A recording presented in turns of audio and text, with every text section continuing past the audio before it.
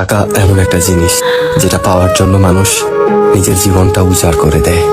মানুষ বলে যে টাকায় সবকিছু হয় না, কিন্তু সত্যি তো এটাই যে বর্তমানে টাকা ছাড়া মানুষের কোনো অস্তিত্ব নেই। হাসপাতালের অসুস্থ মানুষটা জীবনে বাঁচা মরার সাথে লড়াই করে চলেছে, কিন্তু ডাক্তারের প্রথম কথা হলো যে আগে টাকা জমা করুন, তারপরে চিকিৎসা হবে। স্কুলে পড়লে টাকা, কলেজে শিক্ষা নিতে গেলেও টাকা, আর চাকরিতে সম্মান টাকার কাছে হার মেনে যায়। কোথাও গেলে টাকাটাই সবার আগে দরকার হয়।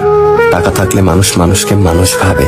টাকা ছাড়া মানুষটা যতই সৎ সহজ ভালো মানুষ হোক না কেন, সমাজ সে মানুষটাকে অবহেলা করতে শুরু করে। বাস্তবতা তো এটাই যে টাকা শুধু দরকারই হয় না, আজকাল মানুষের সব থেকে বেশি প্রয়োজনীয় জিনিস হয়ে উঠেছে। টাকা আছে সেই ঠিক, সেই সব থেকে সম্মানী ব্যক্তি এবং সম্মানের যোগ্য। আর যার কাছে টাকা নেই, তার সত্যিগুলোকেও খুব সহজে মিথ্যে বানিয়ে দেওয়া যায়।